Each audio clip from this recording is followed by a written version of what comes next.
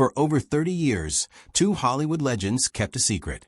Kurt Russell and Val Kilmer stood side by side in one of the greatest westerns ever made. And for 3 decades, fans wondered what really happened between them once the cameras stopped rolling. Now, at 75 years old, Kurt Russell has finally broken his silence. What he revealed is more touching, more strange, and more unforgettable than anyone could have guessed. Stay with us, because by the end of this story, you'll understand why this simple act of friendship still brings people to tears more than 30 years later. Before we get to that truth, we need to go back to where it all began, because the story behind Tombstone is almost as wild as the movie itself. In the spring of 1993, cameras started rolling in the Arizona desert on a film that nobody expected to become a classic. Tombstone told the story of Wyatt Earp, Doc Holliday, and the infamous shootout at the OK Corral, and it looked on the surface like a fairly ordinary Hollywood Western. But behind the scenes, the production was falling apart.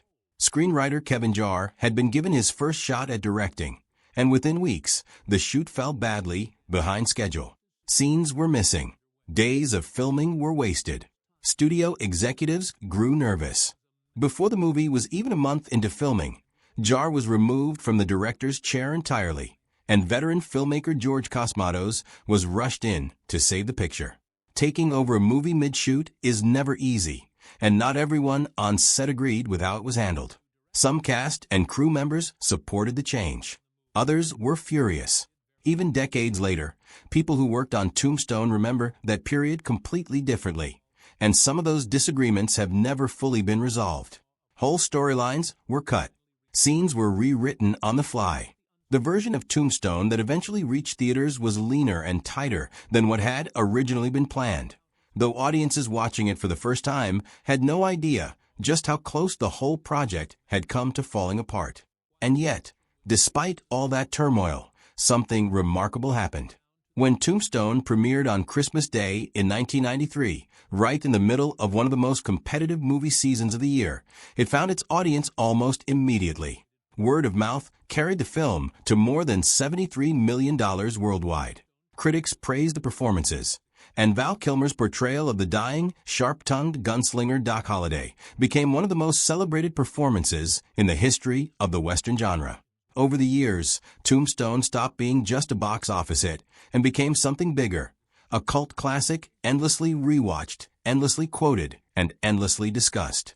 Decades later, fans still argue online about which line from the movie is the best, and film schools still study the picture as an example of how a troubled production can somehow still produce something close to perfect. But to really understand why Kurt Russell's story means so much, you have to understand who Kurt Russell was long before he ever put on Wyatt Earp's badge. Kurt Vogel Russell was born on March 17, 1951, in Springfield, Massachusetts, into a family that lived and breathed show business. His father, Bing Russell, was a respected character actor who spent years appearing in television westerns. His mother had worked as a professional dancer. When the family moved to California, young Kurt grew up in Thousand Oaks with his 3 sisters, surrounded by the entertainment industry from the time he could walk. But acting wasn't the only thing pulling at him. Baseball was, too, and for a long stretch of his childhood, it looked like sports might win out over Hollywood entirely. Russell was a gifted second baseman all through school, and he kept chasing that dream even as his acting career quietly took off around him. He made his television debut in 1962 with small roles on shows like Dennis the Menace, and by the following year, he'd landed his first movie role in It Happened at the World's Fair, a film that also happened to star Elvis Presley, a small detail that would circle back into his life decades later. Walt Disney Studios noticed his charm early, and throughout the mid-1960s, Russell became one of Disney's most reliable young stars, appearing in one family-friendly hit after another, including Follow Me Boys and The Computer Wore Tennis Shoes. Those movies made him a household name to an entire generation of kids who had no idea he was also quietly building a second career on the baseball diamond. Still, baseball wouldn't let go of him. In 1971, Russell actually signed a minor league contract and spent 2 full seasons playing professional baseball, working his way up through the ranks as an all-star infielder. For a while, it seemed entirely possible that Kurt Russell might become known as a ball player instead of an actor. Then, in 1973, a serious shoulder injury ended that dream for good. It was a devastating blow at the time, especially given how much of his life he had already poured into the sport. Interestingly, baseball ran in the family. His father had also played in the minor leagues, and years later, Russell's own nephew would go on to reach the major leagues himself, as if the sport simply refused to leave the family entirely. That setback pushed Russell back toward acting full-time, and this time, there was no turning back. Rather than getting stuck playing the wholesome Disney kid forever, Russell reinvented himself as an adult performer willing to take real risks. His performances in the 1970s, particularly playing Elvis Presley in a television film, earned him serious critical attention and introduced him to director John Carpenter. That partnership changed the course of his career. Together, they created Escape from New York in 1981, and Russell's performance as the eye-patch-wearing anti-hero Snake Plissken became instantly iconic. The Thing followed a year later, along with dramatic work opposite Meryl Streep in Silkwood. During the filming of Swing Shift in 1984, Russell met Goldie Hawn, and the two began a relationship that would go on to become one of the most enduring partnerships in Hollywood history. Throughout the rest of the 1980s, Russell proved he could move comfortably between genres, jumping from crime dramas to thrillers to action films without ever losing his footing. By the time the 1990s arrived, Kurt Russell wasn't just another leading man. He was a proven, versatile star who had already conquered comedy, action, and drama. So when Tombstone came calling in 1993, he brought with him decades of hard-earned experience, and his performance as Wyatt Earp became one of the defining roles of his career. His success didn't stop there either. In the years that followed, he went on to star in Stargate, reunited with John Carpenter for Escape from L.A., and later appeared in Miracle, the Fast and Furious franchise, and even Marvel's Guardians of the Galaxy Volume 2, proving that his range only seemed to grow with age. What most fans never realized is how different that casting could have been. The role of Wyatt Earp was actually offered to Kevin Costner first, but Costner was already developing his own separate Wyatt Earp project and turned Tombstone down, a decision that led to his own film, Wyatt Earp, being released the following year. William Dafoe was considered for the role of Doc Holliday before Val Kilmer ever entered the picture. And before Kurt Russell was cast, the filmmakers had actually hoped to land his close friend Jeff Bridges for the role. Bridges passed. It's strange to imagine now, but Tombstone, as we know it, almost didn't exist at all. Once the cast was finally locked in, everyone involved threw themselves into the project with an intensity that's rare even by Hollywood standards. Screenwriter Kevin Jarre moved to Tombstone, Arizona itself, before writing a single page, determined to understand the town the way the real gunfighters had lived in it. He enrolled in something close to cowboy camp, learning to ride horses and handle old-fashioned firearms the way lawmen did in the 1880s. That devotion to authenticity shows up in the finished film, which many historians still consider one of the most accurate depictions of the OK Corral gunfight ever put on screen. The cast matched that same commitment. Before filming even began, the entire ensemble went through a demanding 2-week boot camp, learning horseback riding, gun handling, stagecoach driving, and even blacksmithing. Val Kilmer spent hours mastering Doc Holliday's rapid gun draw and distinctive southern drawl, and even learned to play banjo convincingly, even though the real Doc Holliday wasn't actually known for playing the instrument.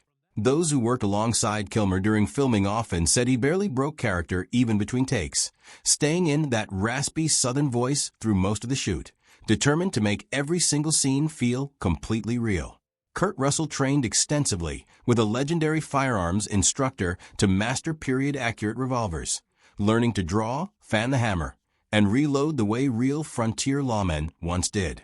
Sam Elliott's now legendary mustache, as Virgil Earp turned out to have an eerie real-world connection too.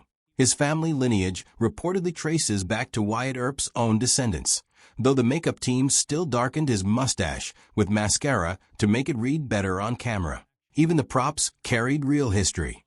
One of Doc Holliday's signature items, the delicate cup and saucer he sips from during card games, was reportedly an antique that once belonged to the actual Doc Holliday, purchased from a private collector by the film's prop master. Today it sits on display at the Crystal Palace Saloon in Tombstone, Arizona, a small but remarkable piece connecting the movie to the real history it was trying to honor. Behind the camera, director George Cosmatos had his own deeply personal reason for caring so much about getting this film right. As a boy growing up in Italy, he had watched the 1957 classic gunfight at the OK Corral, and from that moment on, he dreamed of one day directing his own version of that legendary showdown. When he finally got the chance, he made sure the climactic gunfight was filmed at the real OK Corral in Tombstone, Arizona, even though almost everything else in the film was actually built and shot nearly 200 miles away in Mescal, Arizona, where the crew constructed an entire 12-acre frontier town from scratch, complete with more than 65 buildings. Actors later said that simply walking through that set felt like stepping directly into 1881. Makeup artist Jill Rockow even used specialized silicone prosthetics, originally designed to help burn victims, to give the actors weathered skin and the rugged look of people who had spent years surviving the harsh frontier. Not everything survived to the final cut.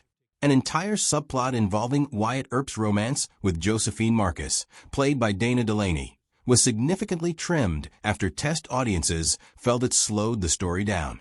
And one particular scene, where the villain Curly-Billed Brocious casually brags about a horrific act of violence, was considered shockingly dark for a mainstream Western in 1993, a moment that still stands out for how far the film was willing to go to show just how brutal the real Old West could be. For Kurt Russell personally, playing Wyatt Earp wasn't just another job. It was the fulfillment of a dream that stretched all the way back to his childhood, when he idolized classic cowboy heroes like John Wayne. There's something almost poetic about the fact that, decades earlier, a young Kurt Russell had appeared in a film alongside Elvis Presley, and now, playing one of the most legendary lawmen in American history, he was finally living out the fantasy he'd carried since he was a boy running around a movie set with his father. All of that history, the chaos, the dedication, the near misses in casting, set the stage for a bond between Kurt Russell and Val Kilmer that would end up meaning far more than either actor could have predicted at the time. For years, fans speculated about what really existed between the two stars once the cameras stopped rolling. Was it simply professional respect? Two skilled actors doing their jobs well together? Or was there something deeper? A real friendship built during months of grueling desert shoots and long days in period costume under the Arizona sun? Kurt Russell has now answered that question in a way that says more than any interview ever could. As filming wrapped, the cast followed a loose, unofficial tradition of exchanging small gifts, a quiet way of marking the end of a shoot that had tested everyone involved. Russell decided he wanted to do something memorable for his co-star. He quietly had his driver track down pieces of Kilmer's own costume, his holster, his gun, his hat, even his personalized chair, and arranged to have them photographed for the occasion. But that was only the setup for the real gift. Knowing how much Doc Holliday's character revolved around death, the dying gunslinger with nothing left to fear, Russell bought Val Kilmer an actual burial plot at Boot Hill Graveyard in Tombstone, Arizona, the real historic cemetery where many figures from the Old West are buried. It was a dark joke, but exactly the kind Russell knew Kilmer would appreciate, given how deeply Kilmer had thrown himself into the role. What happened next turned the moment into something neither man could have planned. When Kilmer opened his gift, he immediately had his own driver bring out something for Russell. It turned out Kilmer had been thinking along strikingly similar lines. Instead of a burial plot, he had bought Russell an entire acre of land overlooking that same cemetery. Without any coordination between them, both men had independently chosen gifts tied to death and the Old West, a coincidence that captured something real about the bond they'd built while making this film together. Russell later reflected that the exchange couldn't have been more fitting. Doc Holliday had always represented death, while Wyatt Earp represented life, and somehow, without either actor planning it, their gifts to each other mirrored those two characters perfectly. That story carries even more weight now than it did back in 1993. Val Kilmer passed away on April 1, 2025, at the age of 65. His daughter, Mercedes Kilmer, confirmed that pneumonia was the cause of death. Kilmer had battled throat cancer years earlier after being diagnosed in 2014, and though he recovered from that illness, his health never fully returned to what it had once been. In the years leading up to his passing, Kilmer had grown quieter about his personal life, appearing less often in public, though he remained deeply proud of the work he had done throughout his career, and Tombstone always stood out as one of the performances he was most fondly remembered for. When the news of his passing spread, tributes poured in from across Hollywood, with actors and directors remembering his fearless talent and his unforgettable presence on screen. But out of everything said about Val Kilmer after his death, Kurt Russell's story might be the one that reveals the most. Behind the rumors, behind the decades of fan speculation about what really happened on that set, there was simply a real friendship built on mutual respect, dark humor, and the kind of bond that only comes from creating something unforgettable together.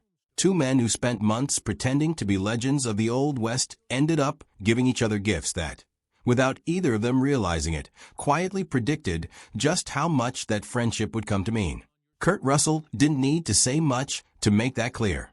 He simply told the story and let it speak for itself.